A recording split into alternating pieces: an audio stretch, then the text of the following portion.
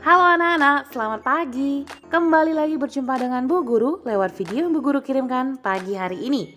Bu Guru percaya kalian pasti dalam keadaan sehat dan selalu semangat meskipun belajar lewat video. Oke, nah pagi hari ini sebelum kita memulai pelajaran, kita seperti biasanya berdoa terlebih dahulu. Oke, berdoa dimulai. Berdoa selesai. Terima kasih anak-anak. Pagi ini kita akan belajar bahasa Indonesia tema 7 subtema 1 yaitu perkembangan teknologi produksi pangan. Apa sih maksud judulnya ini Bu Guru? Sepertinya kita baru ini mendengarnya. Oke, jadi di sini maksudnya adalah teknologi, mesin atau alat-alat yang canggih yang bisa digunakan untuk membuat pangan. Tahu nggak pangan itu apa?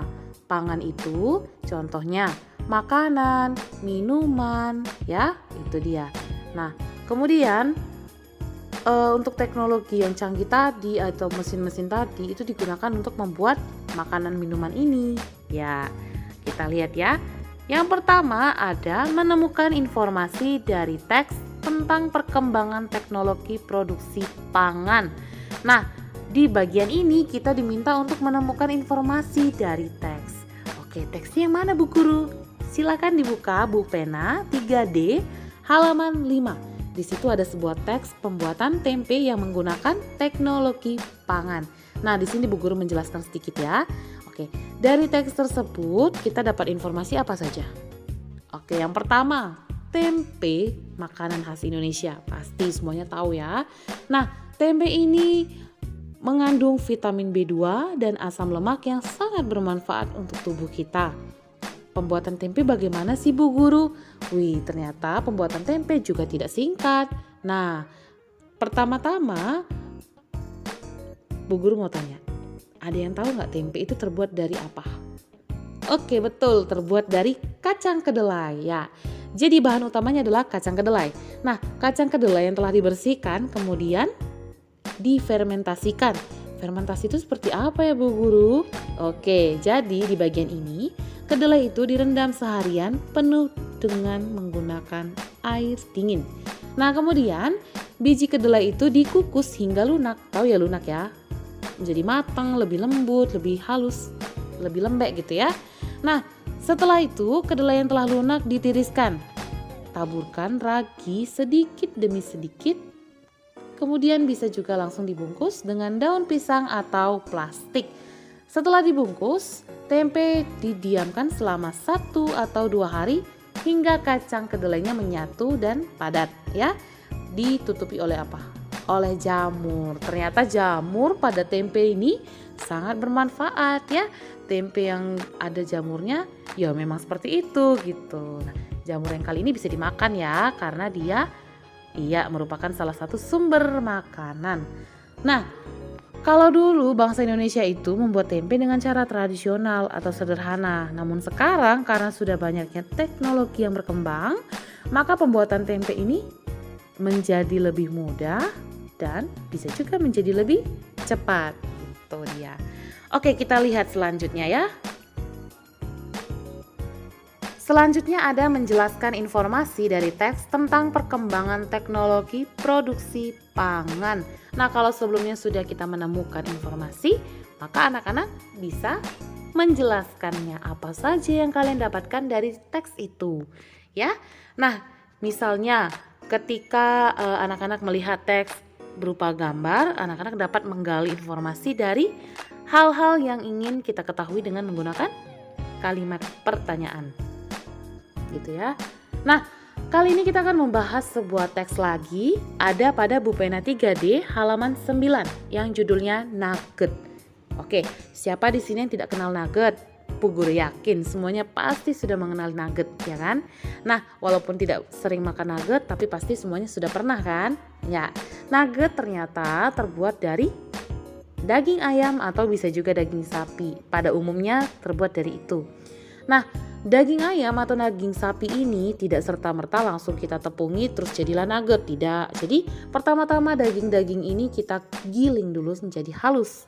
Nah, hasil gilingannya ini tadi bisa kita campurkan dengan rempah-rempah, boleh juga dengan sedikit tepung supaya dia lebih padat, boleh. Tapi kalau tidak menggunakan tepung juga boleh. Nah, tidak lupa menggunakan telur, gula, dan garam. Kemudian bahan-bahan itu bisa dicampurkan. Setelah itu adonannya bisa langsung dikukus.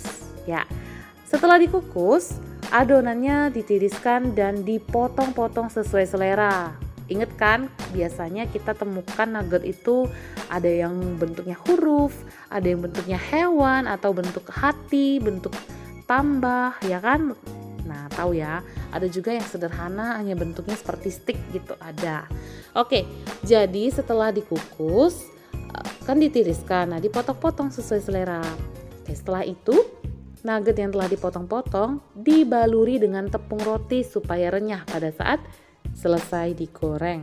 Nah, setelah dilumuri dengan tepung roti bisa langsung digoreng dan disajikan.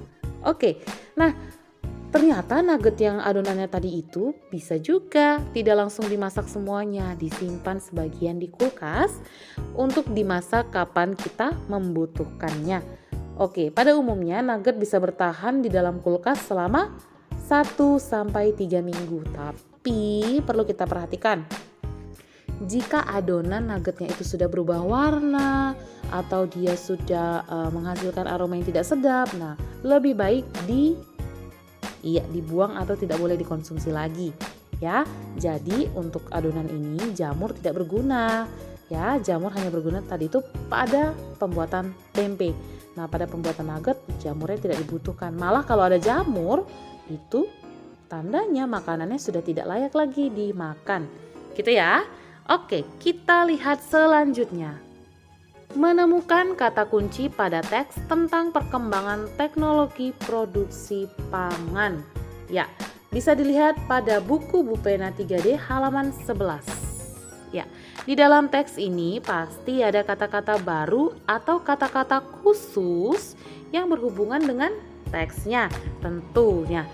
Nih kita cermati bersama-sama ya. Teksnya berjudul Teknologi Pengawetan Ikan Asin.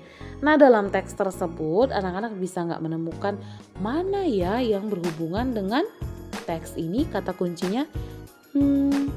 Bisa dia menggunakan, iya ada dia kata pengawetan makanan. Oke, itu sudah mewakili judul ya kan? Nah, selanjutnya ada apa lagi ya? Pengeringan, iya bisa juga pengeringan. Nah, oke, jadi Bu Guru kasih tahu aja ya, untuk teksnya ini tadi kan kita sudah sebutkan beberapa kata kuncinya. Nah, inti dari teks ini adalah proses pengawetan ikan asin. Bu Guru juga mau tanya nih, pasti semuanya kenal yang namanya ikan asin, ya kan? Ikan kering yang asin. Oke. Seringnya digoreng saja, jadi kita makannya seperti kerupuk.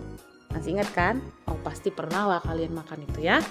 Nah, untuk pembuatan ikan asin juga dia bisa menggunakan matahari, bisa juga menggunakan teknologi pangan. Nah, untuk pembuatannya cukup mudah. Kalau cara sederhana, biasanya orang-orang akan menjemur di bawah panas matahari secara langsung, ya, sampai dia kering. Nah, ketika ikannya sudah kering, kemudian disimpan, ikannya menjadi lebih awet ternyata, ya kan? Jadi ada makanan yang disimpan ketika dia kering, itu bisa lebih awet, yaitu ikan asin ini. Nah, anak-anak pasti tahu kan kalau misalnya tidak dikeringkan, ikannya menjadi cepat busuk, cepat membau, ya kan, sudah tidak layak lagi dimakan. Nah, ketika dia sudah dikeringkan, dia akan lebih awet lagi, gitu. Nah, tapi kalau sekarang banyak pengusaha ikan asin yang sudah tidak menggunakan tenaga matahari lagi atau energi matahari. Supaya apa? Supaya pembuatannya lebih cepat. Jadi ada yang sudah menggunakan pemanggang atau oven. Tahu ya? Itu dia bisa menghasilkan panas hingga menyerap air yang ada di dalam ikan asin ini tadi. Itu. Selanjutnya ada menentukan kalimat utama dari teks tentang perkembangan teknologi produksi pangan. Nah, anak-anak bisa membuka buku pena 3D halaman 16 sampai 17. Di situ ada sebuah teks yang judulnya Teknologi Pangan. Di mana teknologi pangan ini dibahas? Iya, kita diminta untuk mencari kalimat utama. Apa sih Bu Guru kalimat utama itu? Kalimat utama itu kalimat yang ada isinya gagasan utama. Nah, kalimat utama ini biasanya didukung oleh kalimat-kalimat pendukung. Jadi setelah kalimat utama ada kalimat-kalimat pendukung lainnya yang mendukung, yang mendukung dari kalimat utama itu tadi. Nah, selanjutnya Bu Guru mau cerita juga tentang teknologi pangan yang ada pada teks ini. Bisa dilihat pada paragraf pertama kalimat utamanya apa ya? Oke, kalimat utamanya itu bahan pangan terdapat atau berasal dari tumbuhan dan hewan ya. Jadi bahan pangan itu bisa diperoleh dari tumbuhan dan hewan. Nah, kemudian untuk paragraf kedua itu dia menjelaskan kalau untuk bahan tumbuhan itu merupakan hasil dari pertanian dan perkebunan. Misalnya padi, jagung, singkong, kedelai, dan lain-lain. Nah, paragraf ketiga, produk yang dihasilkan dari hewan merupakan hasil dari peternakan dan perikanan. Tahu ya, bisa dia sapi, kambing, ayam, ikan bawal, ikan tenggiri, ikan kerapu, dan sebagainya. Untuk selanjutnya ada paragraf keempat. Ya, paragraf keempat, bahan pangan yang berasal dari hewan dan tumbuhan merupakan produk yang tidak tahan lama. Ya, tentu karena dia barang yang bisa busuk. Itu dia. Nah, untuk paragraf terakhir dijelaskan jenis-jenis teknologi pangan, yaitu pengeringan, pengawetan, dan pengalengan bahan pangan. Tahu ya, pengeringan kan tadi pakai ikan asin yang dikeringkan. Kemudian pengawetannya apa Bu Guru? Pengawetannya bisa dia dalam bentuk beku ya kan. Misalnya tadi nugget yang dibekukan supaya apa? Supaya lebih awet. Nah, bisa kita goreng setiap hari, tapi tetap saja dia akan membusuk dalam waktu yang tidak pasti karena kita lihat teksturnya sudah berubah. Ada warna yang berubah, ada aroma yang tidak sedap. Nah, itu sudah menandakan tidak layak lagi dikonsumsi. Nah, selanjutnya ada proses pengalengan. Tahu nggak ikan sarden? Oh, tentu tahu ya. Nah, ikan sarden kan diawetkan kan? Nah, itu juga salah satu bentuk teknologi pangan dalam menjaga keawetannya. Gitu ya.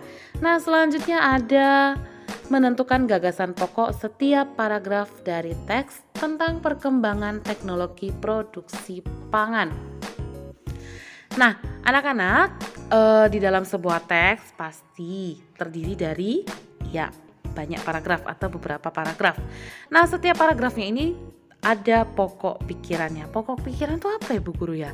Oh, pokok pikiran itu bisa dikatakan seperti ringkasan atau inti dari sebuah paragraf ya. Yang Bu Guru sebutkan tadi juga termasuk salah satu pokok pikiran. Tapi biasanya pokok pikiran itu lebih lengkap. Nah, lebih lengkap lagi. Dia mencakup semua isi dari satu paragraf. Oke, gitu ya. Kita lanjutkan kembali. Menentukan gagasan pokok dari teks tentang perkembangan teknologi produksi pangan. Oke. Nah, tadi kan anak-anak sudah menentukan kalimat utama dan pokok pikiran dari teks ya, dari tiap paragraf. Nah, selanjutnya anak-anak bisa menyusun gagasan pokok atau ide pokok dari teks tersebut. Nah, yang selanjutnya dapat kita buat dalam bentuk ringkasan. Jadi yang tadinya ada 5 paragraf atau 6 bisa kita ringkas menjadi 7 sampai 8 kalimat saja. Yang penting sudah lengkap di dalamnya semua isi dari teks tersebut. Gitu ya. Kita lanjutkan kembali. Oke, kita sudah sampai di penghujung video pagi hari ini. Bu Guru harap kalian paham dengan penjelasan yang Bu Guru berikan. Dan kalau tidak paham, tidak usah malu-malu untuk bertanya. Karena malu bertanya jadi jalan-jalan atau tersesat gitu ya. Nah, sekian dulu video dari Bu Guru pagi hari ini. Semuanya tetap dalam keadaan sehat dan pasti semangat belajar. Salam sehat, salam DigiTM.